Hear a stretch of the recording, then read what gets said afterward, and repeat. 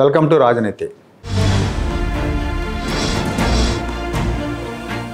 నిన్న YSR Congress party PAC భేటీ జరిగింది. దీనికి సంబంధించిన వార్తలు పేపర్లలో కూడా వచ్చినాయి.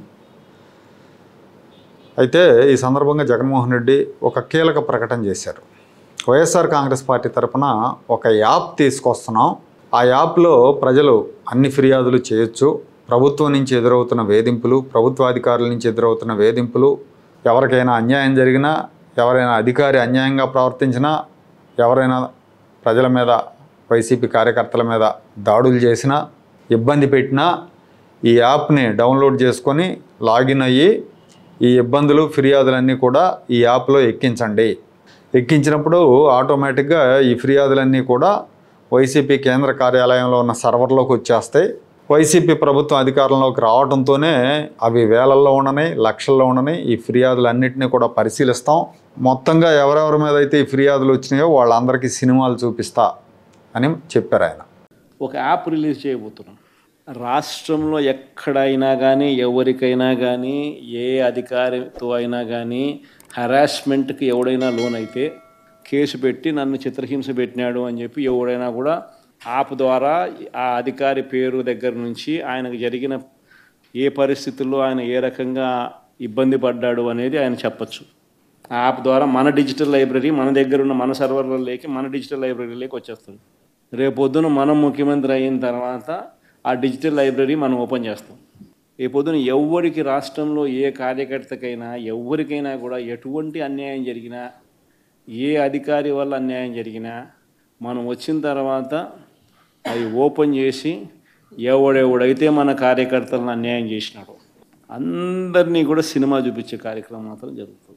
జగన్ తెచ్చే ఈ యాప్లో ఎవరి మీదైనా ఫిర్యాదు చేయొచ్చు. సపోజ్ నాకు ఒకరి మీద కోపం ఉందనుకోండి, నేను ఫిర్యాదు చేయొచ్చు. రేపు పొద్దున అధికారంలోకి వచ్చిన తర్వాత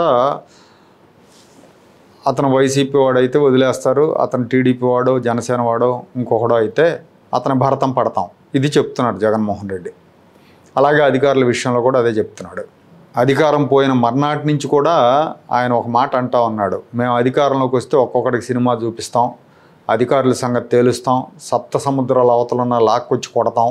ఇదే భాష ఒక ముఖ్యమంత్రిగా చేసిన నాయకుడు, ఒక ప్రతిపక్ష పార్టీకి సంబంధించిన నాయకుడు, అధినేత పదే పదే బెదిరింపుల భాష వాడుతూ ఉంటాడు, ఫ్యాక్షనిస్ట్ భాష వాడుతూ ఉంటాడు. తను ఫ్యాక్షనిస్ట్గా మారి తన అడ్డగోలుగా అరాచకం చేసి కూటమి ప్రభుత్వం అరాచకం చేస్తుందని తిరిగి ఆరోపణలు చేస్తూ ఉంటాడు. అదేదో సామెత చెప్తారు కదా, మొగును గుట్టి మొగసాలకు ఎక్కింది అన్నట్టు. అట్లాగే ఉంది. ఇవాళకి కూడా చాలా చోట్ల వైసీపీ కార్యకర్తలే దౌర్జన్యాలు చేస్తున్నారు. వైసీపీ నాయకులు పోలీసుల మీద తిరగబడుతున్నారు. అధికారంలో ఎవరున్నారన్న అనుమానం కూడా వస్తుంది. అనంతపురంలో ఎక్కడ ఒక వార్త వచ్చింది, వైసీపీ నాయకురాలు, వైసీపీ సర్పంచ్ ఫిర్యాదు మేరకు పోలీసులు ఒక అతన్ని తీసుకొచ్చి అతను తీవ్రంగా హింసిస్తే అతను సూసైడ్ చేసుకున్నాడు. అంటే వీళ్ళ అరాచకం ప్రతిపక్షంలోకి వచ్చినా, జనం ఘోరంగా ఓడించినా కూడా వీళ్ళ అరాచకాలు మానలేదు. ఇప్పుడు కొత్తగా ఈ యాప్ తీసుకొచ్చి యాప్ పేరుతో బెదిరింపులకు పాల్పడటం అన్నమాట. కొంతమంది దీన్ని నారా లోకేష్ రెడ్ బుక్తో పోలుస్తున్నారు.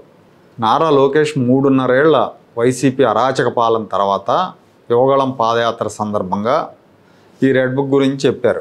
వైసీపీ అరాచకాలకు పాల్పడుతున్న అధికారులు, అరాచకాలకు పాల్పడుతున్న నాయకుల పేర్లు రెడ్ బుక్లో నమోదు చేస్తున్నట్టు చెప్పారు. వాళ్ళ సంగతి తేలుస్తూ ఉన్నారు. ఆ వేళున్న అరాచక పరిస్థితులు, ప్రభుత్వ వేధింపులను దృష్టిలో పెట్టుకొని ఆయన ఈ రెడ్ బుక్ కాన్సెప్ట్ తీసుకొచ్చారు. కానీ ఇక్కడ జగన్మోహన్ రెడ్డి కూటమి ప్రభుత్వం అధికారంలోకి వచ్చి ఏడాది కాకముందే రప్పా యాప్ తీసుకొస్తానంటున్నాడు. అధికారం పోయిన మర్నాటి నుంచే బెదిరింపులకు పాల్పడ్డాడు. ఇప్పటికీ బెదిరిస్తున్నాడు అందరినీ. ఈ యాప్ తేవటం అనేది ఒక రకంగా తెలుగుదేశం పార్టీ కార్యకర్తలను బెదిరించడానికి, తెలుగుదేశం పార్టీ నాయకులను బెదిరించడానికి, అలాగే అధికారులను బెదిరించడానికి వాడుతున్న అస్త్రం ఈ యాప్ అనుకోవాలి. డేలా పడిన వైసీపీ కార్యకర్తలను ఉత్సాహపరిచేందుకు వేసిన ఎత్తుగడగా కూడా అనుకోవచ్చు. ఇప్పటికీ లిక్కర్ కేసులో జగన్మోహన్ రెడ్డి అరెస్ట్ అవుతారన్న వార్తలతో పార్టీ భవిష్యత్తు ఏమవుతుందన్న ఆందోళనలో పార్టీ నేతలు ఉన్నారు, ఆ పార్టీ కార్యకర్తలు ఉన్నారు. అందుకే ఈ సమావేశంలో పార్టీ సంస్థాగత పటిష్టత గురించి మాట్లాడాడు. గ్రామ కమిటీలు, మండల కమిటీలు, నియోజకవర్గ కమిటీలు, పార్టీ ఒక 4 దశాబ్దాల పాటు ముందుకు నడిచేలా మనం పునాదులు వేయాలని చెప్పాడు. అలాగే ఈ యాప్ గురించి మాట్లాడుతూ తెలుగుదేశం ప్రభుత్వానికి సహకరించే అధికారుల గురించి మరీ ప్రస్తావించారు. ఇది ఒక రకంగా వాళ్ళని బెదిరించడం. వాళ్ళు ప్రభుత్వానికి సహకరించకుండా చేసే ఎత్తుగడ. అంటే ఈ ప్రభుత్వానికి బ్యూరోక్రసీ సహకరించకూడదు, బ్యూరోక్రాట్లు సహకరించినప్పుడు ప్రభుత్వం ఫెయిల్ అవుతుంది, దాని మూలంగా అప్రతిష్ట పాలవుతుంది, తర్వాత మేము గెలవచ్చు అనే ఎత్తుగడ. ఇప్పటికే చాలామంది అధికారులు జగన్ బెదిరింపులకు జడుస్తున్నారు. అధికారులే జడుస్తున్నారంటే ఇక సామాన్యుల పరిస్థితి గురించి చెప్పలేం మనం, ఎంత ఘోరంగా ఉంటుందో. కొంతమంది అధికారులు అయితే డైరెక్ట్గా చెప్తున్నాడు, ఇలాంటి శాడిస్ట్ మళ్ళీ అధికారంలోకి వస్తే మా పరిస్థితి ఏంటని. ఈ మధ్యన ఒక ఐపీఎస్ అధికారి అన్నారు, మాకు కుటుంబాలు ఉంటాయండి, ఇలాంటి వాడు మళ్ళీ వస్తే రేపు మా పరిస్థితి ఏంటి, ఇతని దృష్టిలో ఇప్పుడు మేము పడితే రేపు మా పరిస్థితి ఏంటి అని ఆందోళన వ్యక్తం చేశారు. అలాగే ఇంకో ఐఏఎస్ అధికారి దీనికి భిన్నంగా మాట్లాడారు.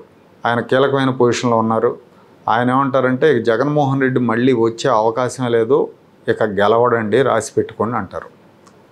ఎందుకు ఈ మాట అంటున్నా అంటే ఆయన గతంలో వైసీపీ ప్రభుత్వంలో కూడా కొంత కీలకంగా వ్యవహరించారు. దాంతో చాలామంది వైసీపీ నాయకులు ఆయనతో టచ్లోకి వస్తున్నారంట. ఏంటి మా పరిస్థితి, మాకేం అర్థం కావట్లేదు, రేపు పొద్దున్న జగన్మోహన్ రెడ్డి అరెస్ట్ అయ్యాడంటే అసలు ఈ పార్టీ ఉంటుందా ఉండదా, ఆయన ఒంటెత్తిపోకళ్ళు పోతున్నాడు, ఓడిపోయినా కానీ వాస్తవాలు తెలుసుకోవట్లేదు ఎందుకు ఓడిపోయామనేది, పాత పద్ధతుల్లోనే పోతున్నాడు, ఇలా ఉంటే రాజకీయ భవిష్యత్తు ఉండదు, తెలుగుదేశంలో చేరదామా అంటే వాళ్ళు ఎంతవరకు చేర్చుకుంటారో తెలియదు, ఈ పార్టీని వదిలేస్తే కేసులు గొడవ కూడా ఉండదు కదా అనే ధోరణితో ఉన్నారని చెప్తున్నారు ఆయన.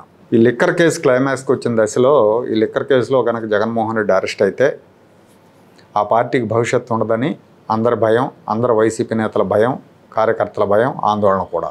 అందుకే వాళ్ళల్లో విశ్వాసం నింపేందుకే జగన్మోహన్ రెడ్డి ఈ రప్ప యాప్లు లేదంటే సంస్థాగత ఎన్నికల ఏర్పాట్లని హడావుడి చేస్తున్నారని అనుకోవాలి.